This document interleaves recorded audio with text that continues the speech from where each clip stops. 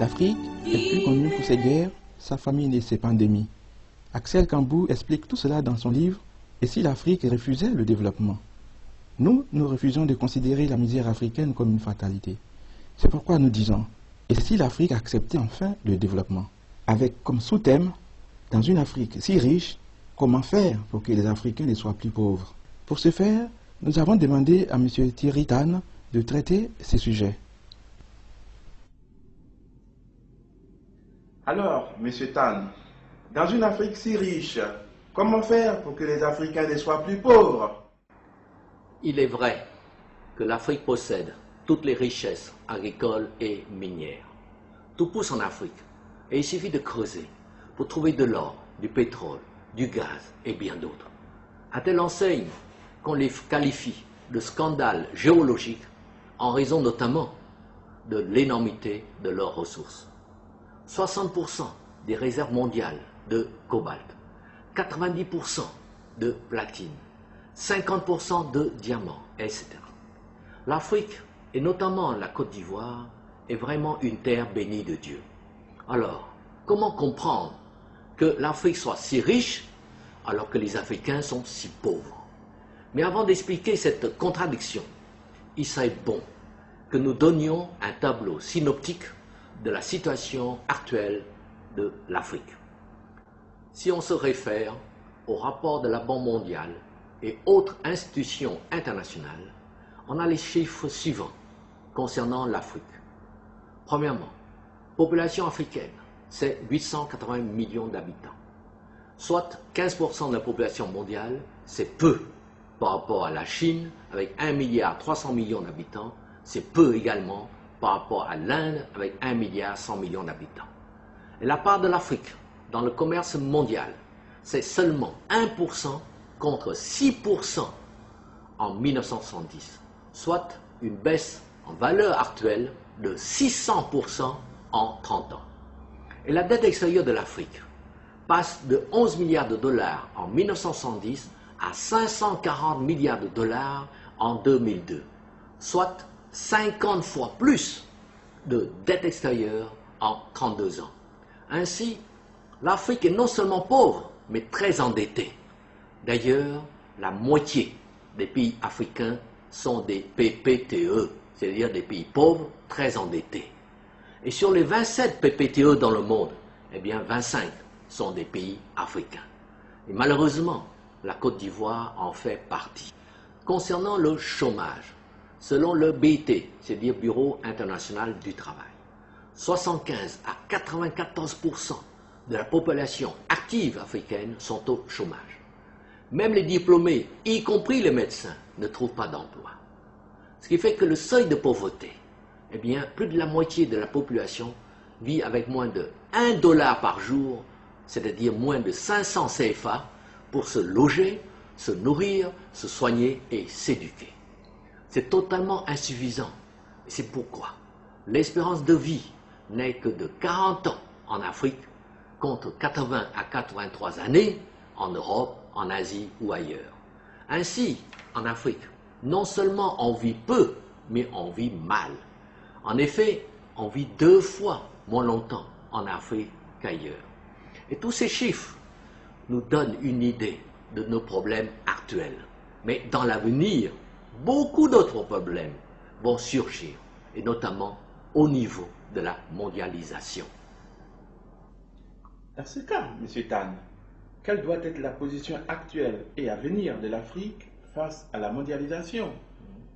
La situation actuelle est déjà sombre, mais l'avenir, c'est encore plus difficile. Et ces difficultés proviennent de l'OMC, c'est-à-dire l'Organisation mondiale du commerce, plus connue sous le nom de mondialisation ou de globalisation pour les anglophones. Mais c'est quoi la mondialisation, me direz-vous? Bien, la mondialisation, c'est en pratique le droit donné aux puissants d'exploiter ou d'avaler légalement les petits. C'est la loi de la jungle mondialisée. Mais qu'est-ce qui va se passer? Prenons l'exemple des accords de partenariat économique, ou APE. Eh bien, ces APE vont entrer en vigueur le 1er janvier 2008, c'est-à-dire dans 2 mois. Et ces APE remplaceront les accords de Lomé ou Cotonou par lesquels l'Union européenne accorde des préférences commerciales et financières aux pays ACP, c'est-à-dire Afrique, Caraïbes et Pacifique.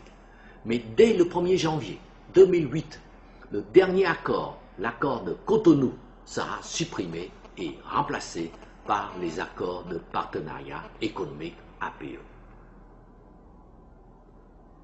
Et pour être en conformité avec les directives de l'OMC, les APE vont, premièrement, supprimer les préférences commerciales accordées aux produits africains. Deuxièmement, obliger les pays africains à ouvrir leur marché, donc à supprimer les barrières et quotas protectionnistes. Troisièmement, diminuer les droits et taxes douanières. Eh bien, les conséquences sont très graves pour notre économie et notamment pour les quelques entreprises africaines qui subsisteront encore à cette date. En effet, n'étant plus protégées, nos entreprises, qui sont des entreprises d'import-substitution, et donc qui ne sont pas compétitives, eh bien, elles vont disparaître. Le chômage va donc augmenter encore plus. Et c'est dire que si nous maintenons le même cap, eh bien, notre économie va s'écraser. Face à ces problèmes posés par la mondialisation, est-ce qu'on peut la rejeter? Face à ces problèmes, est-ce qu'on peut rejeter la mondialisation, comme l'ont suggéré José Bové et les altermondialistes? Eh bien, la réponse est claire, c'est non. Nous ne pouvons pas la rejeter, car notre pays, la Côte d'Ivoire, a déjà signé et ratifié les accords de l'OMC, tout comme les 147 autres États d'ailleurs. Alors que faire? Eh bien, c'est le moment d'adopter une positive attitude. Et pour cela, il faut considérer la mondialisation comme la langue d'Ésope. Elle peut être la meilleure ou la pire des choses. En effet, la mondialisation peut signifier la pire des choses, c'est l'ouverture de notre marché. Mais également, la meilleure des choses, c'est l'ouverture de tous les marchés mondiaux à nos produits. Alors, profitons-en pour conquérir tous ces marchés avec de nouveaux produits transformés par la Côte d'Ivoire. Et c'est cela, l'attitude positive et conquérante à l'instar des pays asiatiques émergents, comme vous le savez. Justement, M. Tan, tout le monde parle de l'Asie et de ses performances. Pourriez-vous nous donner quelques exemples qui pourraient nous servir de comparaison ou de modèle?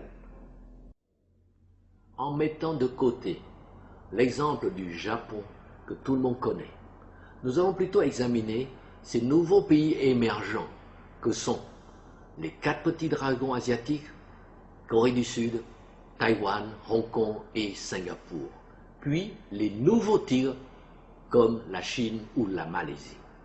Mais me direz-vous, comment comparer un pays comme la Côte d'Ivoire avec ces grands pays?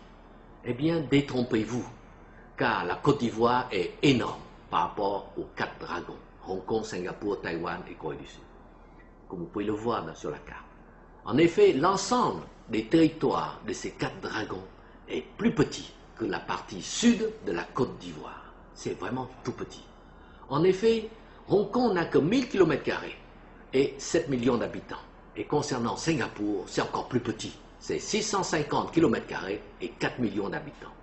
Pour vous donner un ordre de grandeur, la petite bande qui séparait le nord du sud de la Côte d'Ivoire, appelée zone de confiance, fait 12 000 km², soit l'équivalent de 12 fois Hong Kong ou de 20 fois Singapour.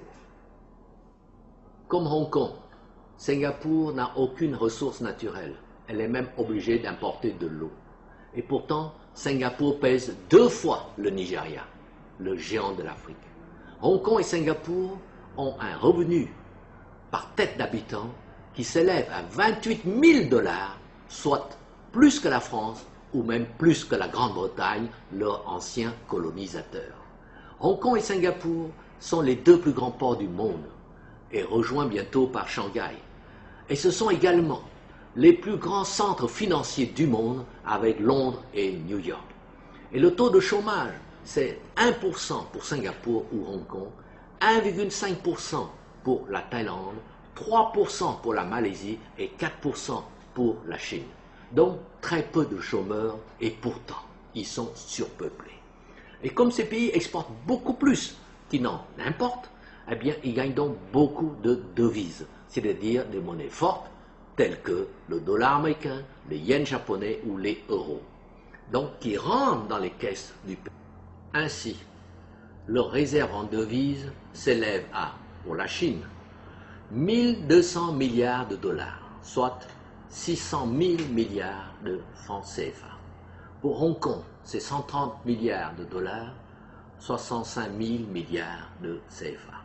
Hong Kong, c'est la même chose. Et Taïwan, plus de 300 milliards de dollars, soit plus de 150 000 milliards de CFA.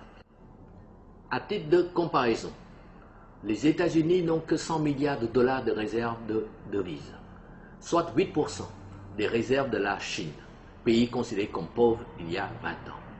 À titre de comparaison également, le budget de la Côte d'Ivoire, c'est 1900 milliards de CFA, soit 315 fois moins que les réserves en devises de la seule Chine. Concernant justement la Chine, selon la Banque mondiale, plus de 400 millions de Chinois sont sortis de la pauvreté en 20 ans. Et cette réussite s'explique par son industrialisation à outrance. En effet, alors qu'elle ne produisait que des bicyclettes il y a 20 ans, la Chine fabrique et exporte maintenant 8 millions de voitures et bientôt 10 millions en l'an 2010. 85% des tracteurs ou des grues sont fabriqués et exportés par la Chine. Plus de 50% des ordinateurs, des vêtements, des montres, appareils photo numériques et bien d'autres. Et si la Chine est ainsi devenue l'usine du monde, c'est qu'en Chine, on ne met que 5 mois pour monter et faire tourner une usine selon un rapport américain. Par ailleurs, la Chine, c'est également 900 millions de logements qui sont construits chaque année, et cela jusqu'en l'an 2020. Et pour la seule ville de Pékin, un nouveau gratte-ciel s'élève tous les 3 jours. 70 000 kilomètres d'autoroutes sont prévus en l'an 2010. Par comparaison, l'excellent réseau autoroutier français n'a que 8 000 kilomètres. Et les 3 plus grands ports mondiaux sont en Asie, Singapour, Hong Kong et Shanghai, et non plus New York, Londres ou Rotterdam. Shenzhen, une ville qui n'existait pas il y a 25 ans, est devenue aussi importante que Hong Kong. Et elle augmente ses échanges de 40% chaque année.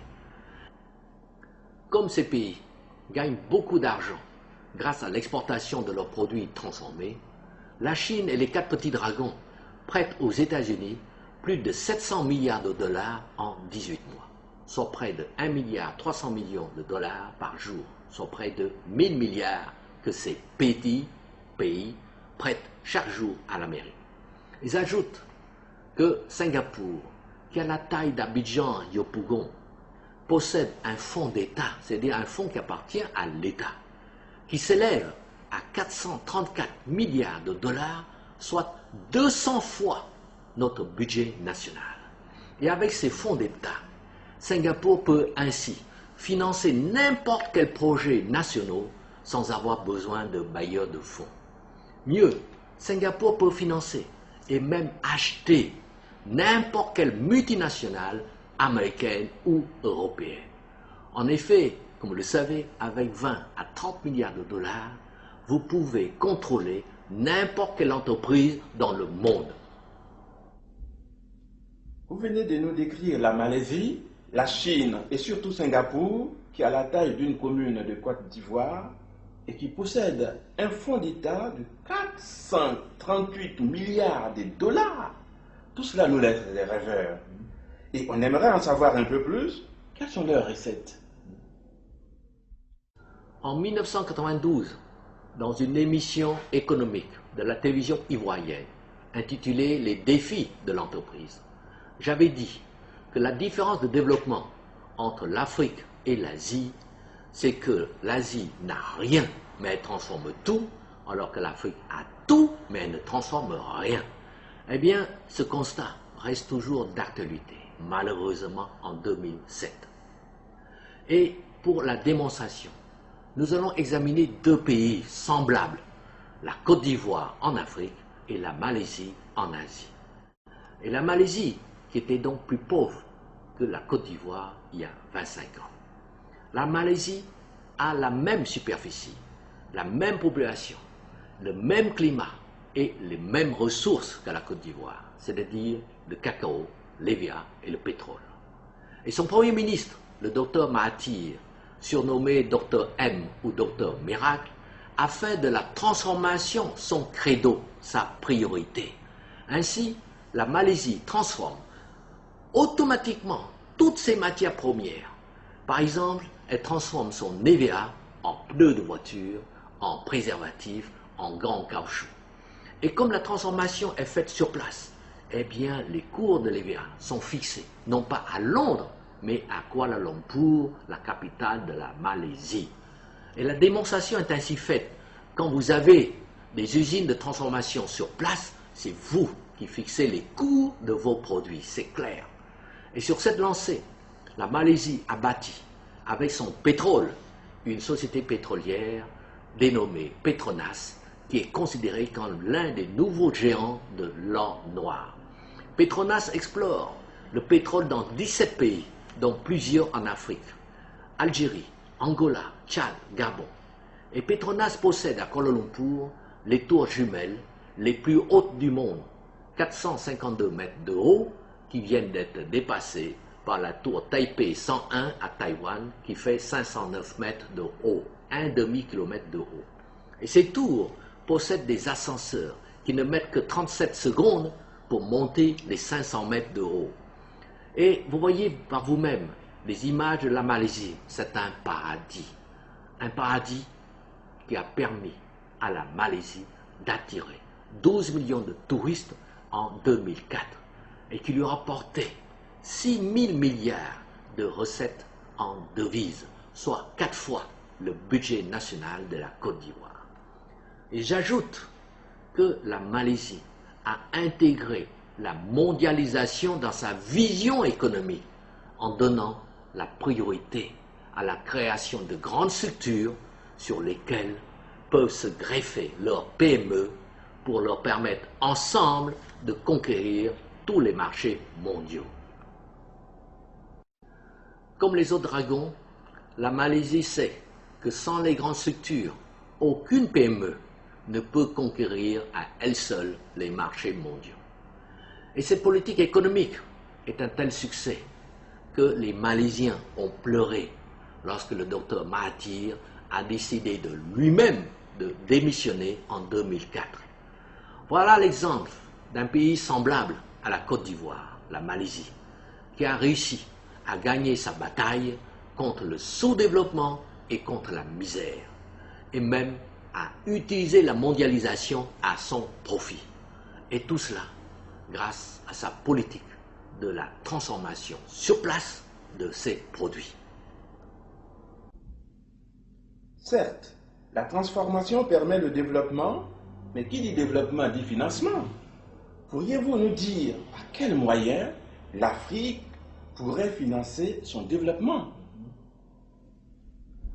Vous avez raison de mettre l'accent sur le financement, car sans financement, il n'y a pas de développement.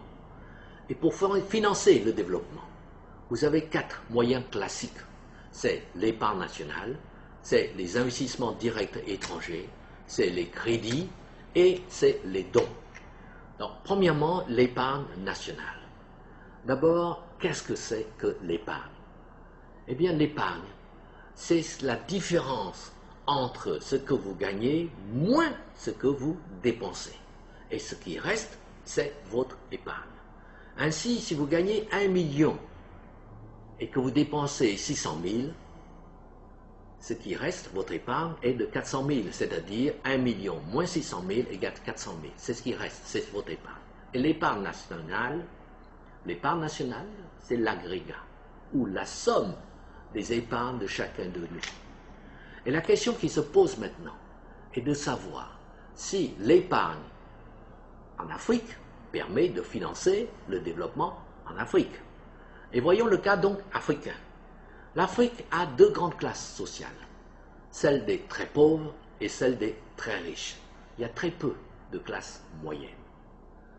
Les très riches ont l'habitude de placer leur argent à l'étranger, donc leur épargne ne reste pas en Afrique.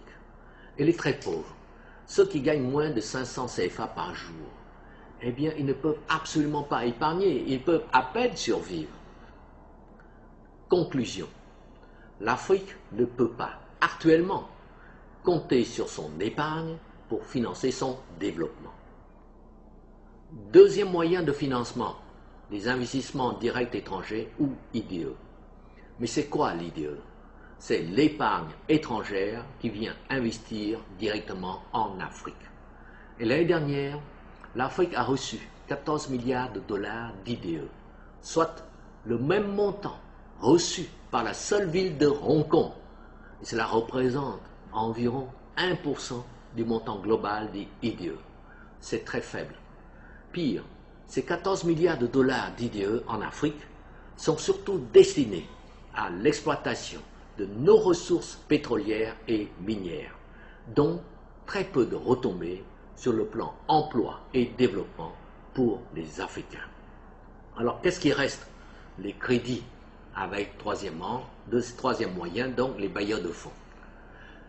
Concernant donc les bailleurs, nous avons vu que la dette extérieure de l'Afrique est passée de 11 milliards en 1970 à 540 milliards de dollars en 2002, soit 50 fois plus de dettes en 32 ans.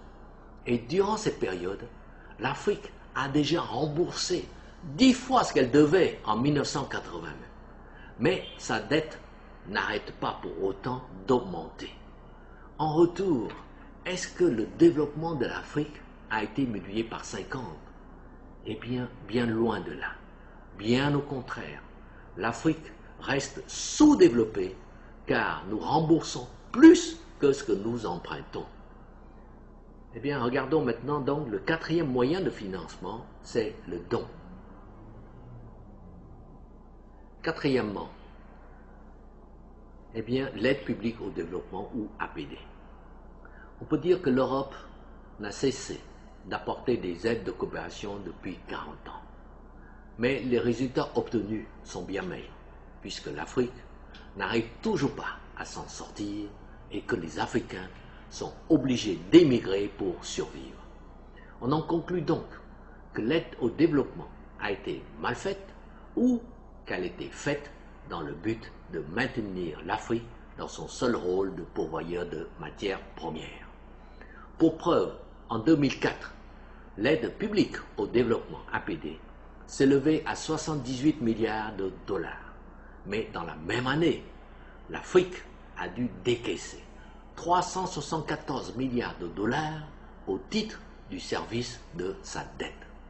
Ce qui signifie que pour chaque dollar reçu sous forme d'aide au développement, l'Afrique doit décaisser 5 fois plus pour rembourser sa dette.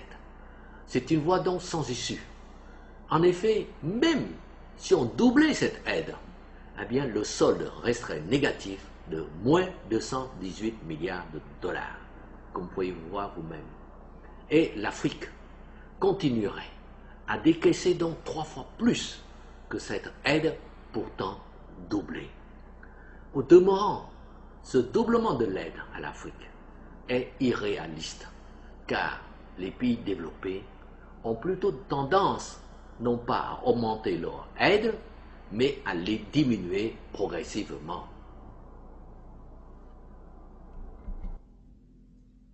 Et est-ce que l'effacement de la dette permet de résoudre les problèmes de l'Afrique?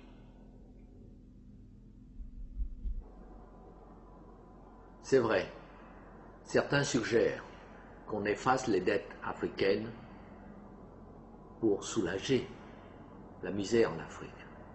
C'est vrai aussi que c'est un soulagement.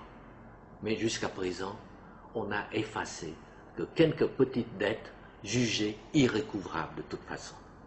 On se retrouve donc dès lors dans le cas précédent où l'Afrique continue à décaisser plus qu'elle n'en reçoit.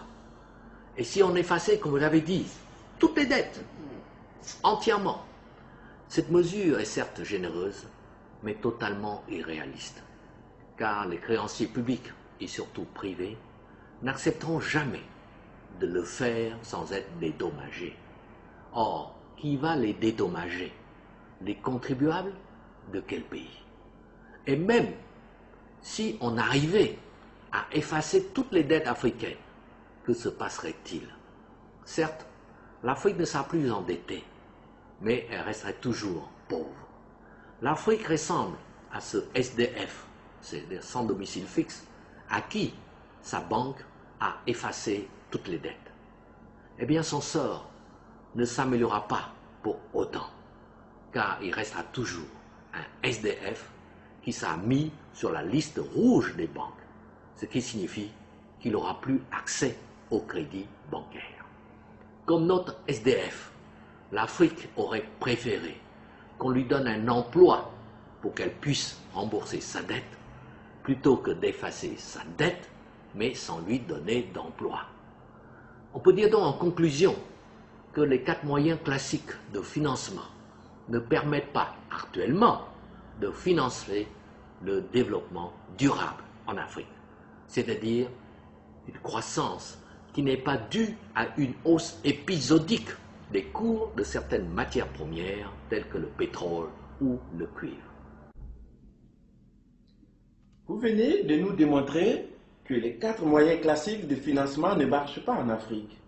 Alors, M. Tan, comment l'Afrique pourrait-elle faire pour financer son développement? Comme ces moyens de financement font toujours défaut, et souvent d'ailleurs défaut à l'Afrique, elle doit donc compter sur ses propres forces. Et pour cela, une nouvelle vision est nécessaire. Elle consiste à analyser la vraie cause de sa misère pour y apporter la vraie solution. Et la formule « l'Afrique doit compter sur ses propres forces » ne doit pas être un simple slogan vide de sens. Et pour cela, l'Afrique doit faire travailler sa matière grise pour transformer ses matières premières. Et permettez-moi de vous expliquer à l'aide de quelques exemples précis. Prenons d'abord l'exemple du café ivoirien. Voici une bouteille d'eau qui coûte 400 CFA. Remplissons cette bouteille de café vert. Ce café est payé au planteur 200 CFA par kilo. Ce qui signifie que le café est payé 2 fois moins cher que l'eau. Comment peut-on survivre à cela? Et c'est d'autant plus choquant que ce même café, une fois transformé en café soluble, vaut plus de 20 000 CFA par kilo, soit 100 fois plus que le prix du café vert.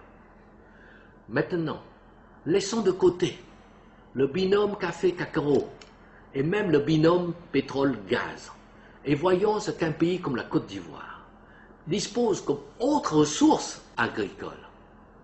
Et pour cela, prenons l'exemple du manioc que tout le monde connaît. Et le manioc peut être transformé en attiqué et ses résidus transformés en biocarburant, puis en amidon pour la pharmacie et enfin en engrais naturel. Mais nous allons considérer seulement le seul attiqué qui est un produit purement ivoirien, mais apprécié dans le monde entier. Et pour preuve, j'en ai fait goûter à mes amis chinois qui m'ont dit « Quand est-ce que tu peux nous exporter cet attiqué ?» Et bien sûr, pour l'exportation, notre attiqué doit être sous vide et présenté correctement selon les standards internationaux. Et notre attiqué peut dès lors être vendu à 300 CFA l'unité, soit le prix de la moitié d'une baguette en France. Son prix international est donc très raisonnable. Et j'en ai fait le calcul.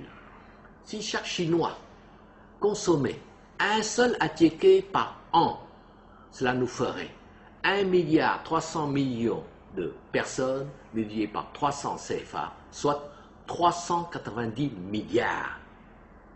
Mais si la consommation maintenant chinoise passait à 1 fois par mois, alors ça nous ferait 390 milliards multiplié par les 12 mois, soit 4680 milliards de CFA.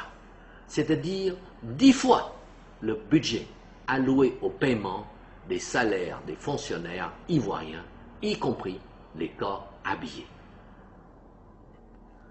Et si maintenant la consommation passait à 1 fois par semaine, alors cela ferait 390 milliards multiplié par 52 semaines, soit 20 280 milliards de CFA, soit 11 fois le budget national de la Côte d'Ivoire. Et le même calcul peut être fait pour la mangue, pour l'ananas, pour la banane, la noix de coco, le soja, etc. Voyez vous-même le tableau. Eh bien, si la consommation c'est 1 fois par an, cela dégagerait pour nous 3120 milliards par an. Si c'est 1 fois par mois, c'est 37 440 milliards. Et si c'est 1 fois par semaine, c'est 162 240 milliards. Ainsi, avec seulement 7 produits considérés comme secondaires, la transformation rapporte à la Côte d'Ivoire plus de 162 000 milliards, soit 100 fois notre budget national, soit également 20 fois notre produit intérieur brut, ou PIB, c'est-à-dire l'ensemble des biens et services produits par la Côte d'Ivoire chaque année. Je sais que les afro-pessimistes qui pensent que la misère est une fatalité en Afrique, eh bien ils me diront que nous ne pourrons jamais produire autant de quantité de manioc, de coco, de mangue ou d'ananas. Eh bien, je leur répondrai tout simplement que 25 000 fermiers américains produisent 4 millions de tonnes de coton, soit 2 fois plus que les 16 millions de planteurs de coton africains. Ce qui signifie que si nos planteurs sont bien payés, eh bien, ils auront les moyens de se moderniser. Ils remplaceront leurs machettes, leurs dabas par des motoculteurs. Et de cette manière, leur travail sera non seulement moins pénible, mais leur rendement sera multiplié par 50. Notre agriculture passera ainsi du XVIIIe siècle au XXIe siècle, c'est-à-dire une agriculture moderne avec comme corollaire une industrie agroalimentaire performante et puissante. Et la mondialisation, au lieu d'être notre ennemi, sera notre allié, car nous pourrons ainsi vendre tous nos produits transformés sur tous les marchés mondiaux, et cela grâce à l'ouverture faite par la mondialisation. Et il en sera de même pour les APE que nous avons vu tout à l'heure, les accords de partenariat économique. En effet, les APE nous donnent des accès privilégiés au marché européen. Ainsi, grâce à cette nouvelle vision, tout ce qui constitue actuellement des dangers tels que la mondialisation et les APE vont devenir des atouts pour notre industrialisation, puisqu'ils nous ouvrent tous les marchés européens et mondiaux. Mieux, avec les APE, accords de partenariat économique, nous allons pouvoir profiter du financement du 10e FED. Le FED, c'est le Fonds européen de développement, et pour la période 2008 à 2013, le 10e FED a prévu 22,7 milliards d'euros pour ces aides financières aux pays ACP dont nous faisons partie. Il est important de souligner, de préciser tout cela, car aucun point d'interrogation ne doit rester dans l'ombre. Et maintenant, si on ajoute les autres produits, comme le beurre de karité, l'huile de jojoba, l'huile de palme, coton, l'EVA transformé en pneumatique ou en préservatif, ou le bois transformé en meuble, eh bien les chiffres d'affaires de tous ces produits transformés vont dépasser tout ce que vous pouvez imaginer. C'est vous dire combien la Côte d'Ivoire peut être riche, même sans tenir compte du binôme café-cacao, même sans tenir compte du binôme pétrole-gaz ou du binôme or-diamant. Dans ma vision, la Côte d'Ivoire sera immensément riche et mondialement respectée. Et on parlera de la Côte d'Ivoire comme on parle actuellement de Hong Kong, de Singapour ou de Dubaï. Parlons justement de Dubaï. Mais savez-vous que Dubaï était plus pauvre que le Gabon il y a 25 ans? Bien sûr, vous allez me dire, mais Dubaï, c'est le pétrole. Eh bien, détrompez-vous, car le pétrole ne représente que 5% des richesses de Dubaï. Et les 95 autres pourcents proviennent de ce que j'appelle cette nouvelle vision qu'ils ont adoptée. Comme je vous le dis, c'est une vision, ce n'est pas un rêve, à moins que cela ne soit un rêve qui va se réaliser. J'y crois. Dans votre vision, M. Tan, la Côte d'Ivoire sera immensement riche, mais en quoi ces richesses vont-elles profiter aux Ivoiriens? Comme ces richesses seront générées par des usines de transformation ayant leurs sièges sociaux en Côte d'Ivoire et non pas en Europe, ces richesses seront redistribuées en Côte d'Ivoire et tous les Ivoiriens pourront en profiter. Ainsi, si quelqu'un gagnait 50 000 CFA, il peut espérer gagner jusqu'à 50 fois plus, c'est-à-dire 2 500 000 francs par mois. Vous savez, ces revenus sont fréquents dans les pays développés industrialisés. Même leurs femmes de ménage gagnent 10 € par heure, soit plus de 6 000 CFA par heure. Et si elle travaille 10 heures par jour, cela lui fera plus de 60 000 CFA par jour. Et j'ai regardé il y a quelques jours l'émission Thalassa, consacrée à la Corée du Sud, et notamment au chantier naval coréen. Et vous savez, la Corée, avec le Japon et bientôt la Chine, monopolise le marché de la construction des grands navires. Voyez vous-même ce petit tableau. Il représente plus de 84% de la construction mondiale. Eh bien, sur ce chantier, on y voit un simple soudeur qui gagne 6 000 € par mois, soit 4 millions de CFA par mois. Et en plus, il est nourri et logé dans un bel appartement fourni par l'entreprise que vous connaissez, mais je ne dirai pas le nom. Et si la Corée du Sud peut ainsi payer de tels salaires, c'est qu'elle est riche, et cela grâce à la transformation. Et cette transformation permet justement à la Corée du Sud, qui n'a aucune ressource naturelle, de peser 4 fois plus que l'Afrique du Sud, le super géant de l'Afrique. C'est vous dire combien tout est possible. Tout devient possible. Il suffit de le vouloir et d'avoir cette vision. Et en créant ainsi ces richesses, la Côte d'Ivoire crée en même temps des millions d'emplois, tout comme les dragons asiatiques, qui n'ont que 1 à 2% de chômeurs contre 90% chez nous. Et je dirais même que chaque Ivoirien devrait avoir le choix entre plusieurs emplois. C'est possible parce qu'il y en aura beaucoup. Même l'Europe devrait nous applaudir, car les Africains, et notamment les Ivoiriens, n'auront plus besoin d'émigrer vers l'Europe pour trouver du travail. Et le problème de l'immigration clandestine sera ainsi résolu à la source. C'est une nouvelle Côte d'Ivoire riche et respectée que vous venez de nous décrire. Dans ces cas, M. Tan, quel sera l'impact des nouvelles richesses sur les moyens de financement qui nous font actuellement défaut, à savoir l'épargne nationale, les investissements directs étrangers ou IDE et les bailleurs de fonds? Ces nouvelles richesses vont avoir beaucoup d'impact sur les moyens de financement de notre développement. Elles permettent d'abord aux Ivoiriens de multiplier leurs revenus par 50, voire plus. Et comme les Ivoiriens gagnent beaucoup plus, donc le revenu augmente beaucoup, et bien dans ce cas-là, les Ivoiriens vont pouvoir épargner. Et cette nouvelle et importante épargne nationale va pouvoir maintenant financer notre développement. Tout comme les autres pays industrialisés d'ailleurs, tout comme la Chine, qui a une épargne nationale de 40%. Voilà l'impact des richesses de la transformation sur notre épargne nationale. Voyons maintenant quel est son impact sur les investissements directs étrangers, IDE.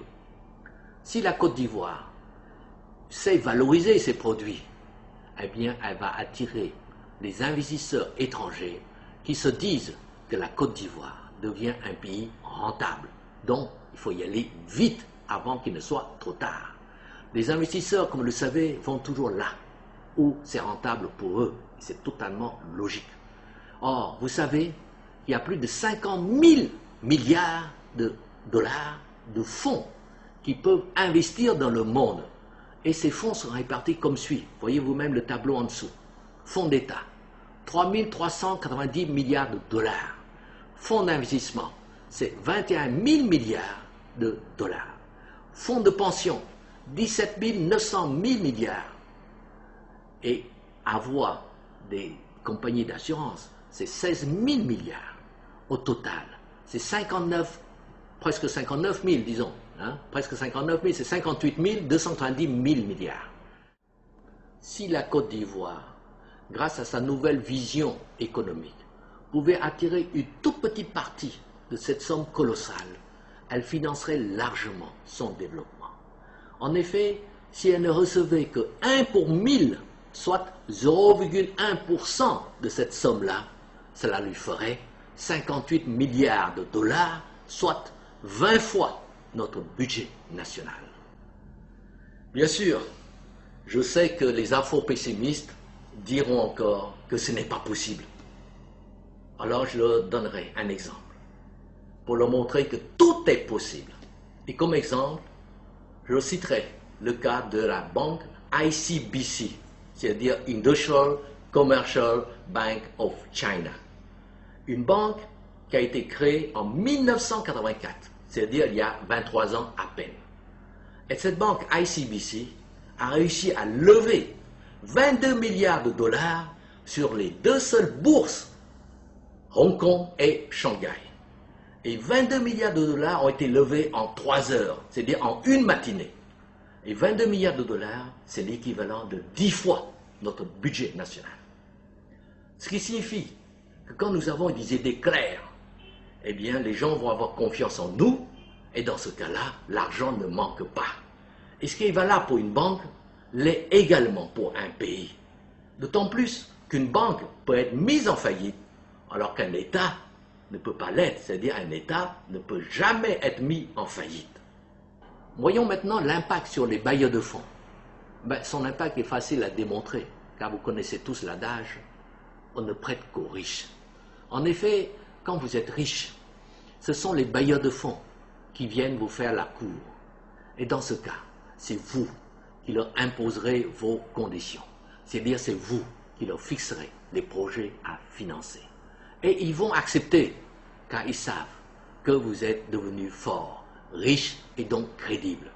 Et comme vous voyez, les nouvelles richesses générées par la transformation ont un impact très puissant, très fort sur tous les moyens de financement de notre développement, à savoir l'épargne nationale, les investissements directs étrangers, les bailleurs de fonds.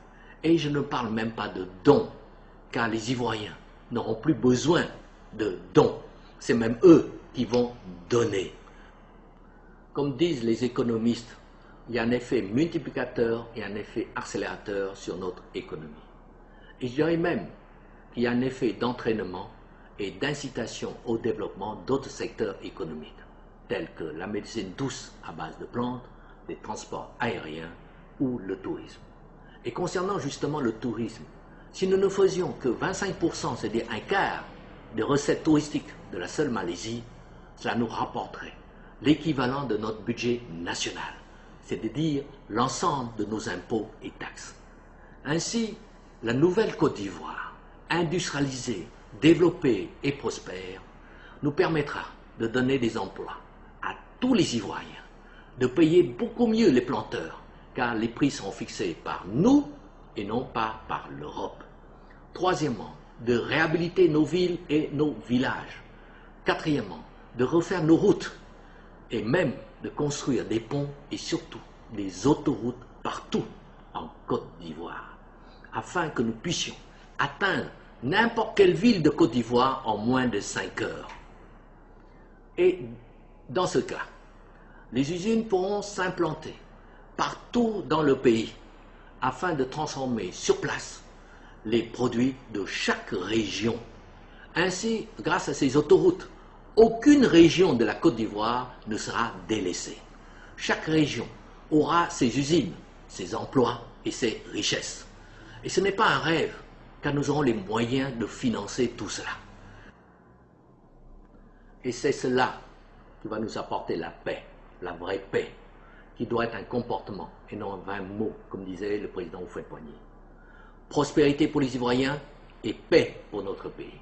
Ces deux concepts, paix et prospérité, ne peuvent pas exister l'un sans l'autre. En effet, il n'y a pas de paix là où il y a la misère, comme il n'y a pas de guerre là où il y a la prospérité. Comme Dieu l'a dit dans Jérémie 29, verset 11, « Car je connais les projets que j'ai formés sur vous, dit l'Éternel, projets de paix et non de malheur, afin de vous donner un avenir et de l'espérance. » Monsieur Tan, avant de clore cet entretien, je voudrais vous poser une question, disons un peu personnelle. Nous savons que beaucoup de vos camarades de promotion HEC Paris occupent de très hautes fonctions, comme M. Dominique Strauss-Kahn, l'actuel patron du FMI, ou encore M. Henri Proglio, PDG de Veolia, une société qui emploie près de 300 000 personnes. Mais vous, M. Tan, vous préférez rester en Côte d'Ivoire, et cela malgré tout ce que vous avez subi? Pourquoi?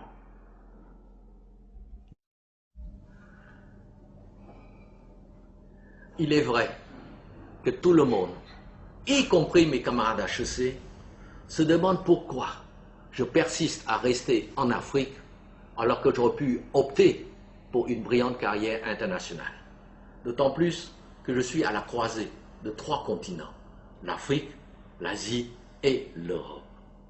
C'est difficile à comprendre en effet, d'autant plus que je n'ai même pas d'enfant pour léguer quoi que ce soit. Ceci étant, seuls ceux qui ont la foi peuvent comprendre pourquoi je l'ai fait. Mais néanmoins, je voudrais quand même vous donner quelques petites explications.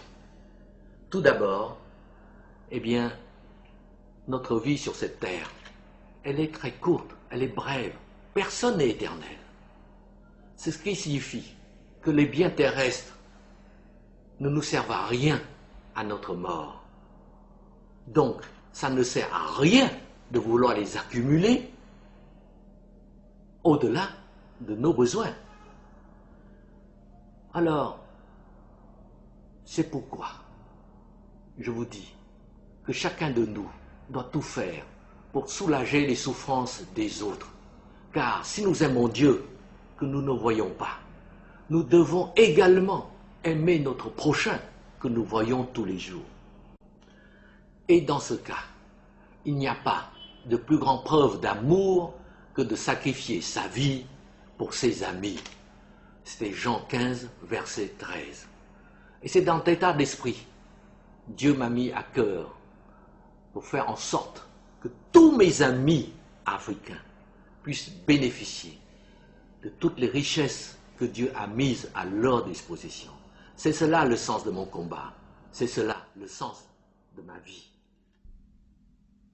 Monsieur Tan, tous les Ivoiriens savent que vous vous êtes battu depuis 20 années pour nous montrer qu'il y a une solution pour sortir de la misère et de l'oppression.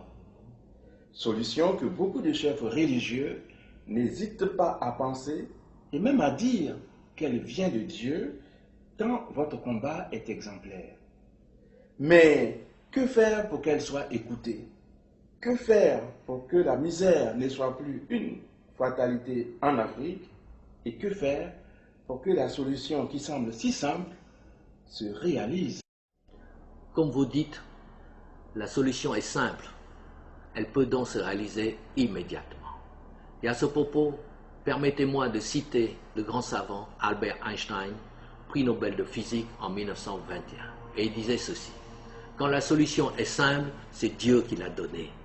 En effet, pour combattre la misère, Dieu nous a donné toutes les richesses agricoles et minières. Mais Dieu nous a également donné la solution, qui est la transformation de nos produits pour pouvoir les valoriser. Alors comprenez bien que si nous écoutons Dieu, nous aurons son aide divine pour accomplir le deuxième miracle ivoirien. Comme Dieu l'a dit dans Ésaïe 45, verset 22, « Tournez-vous vers moi et vous serez sauvés, dit l'Éternel. La vérité sort de ma bouche et ma parole ne sera point révoquée. » Il est donc de notre devoir de la réaliser immédiatement, sans tarder. En revanche, si nous refusons d'écouter Dieu, en refusant sa solution, alors les calamités vont continuer à s'abattre sur nous. Et l'histoire de l'humanité nous a montré de multiples exemples. Et j'ajoute que depuis 20 ans, Dieu m'a mis à cœur pour faire comprendre à mes frères ivoiriens que Dieu a choisi la Côte d'Ivoire pour devenir le Japon de l'Afrique, afin de servir d'exemple, de modèle aux autres pays africains, afin que tous les Ivoiriens, tous les Africains deviennent tous prospères, car on ne peut pas être un îlot de prospérité au milieu d'un océan de misère. Et cela selon 3 Jean 2, « Bien-aimé, je souhaite que tu prospères à tous égards et sois en bonne santé comme prospère l'état de ton âme. » Il est donc clair que Dieu veut la prospérité pour chacun de vous, car il sait que sans la prospérité ni la santé, même votre âme ne peut pas prospérer. C'est pourquoi Dieu a donné la solution de la transformation de vos produits, pour vous donner le deuxième miracle ivoirien, pour vous donner la prospérité, pour vous donner tout ce que vous pouvez souhaiter sur cette terre.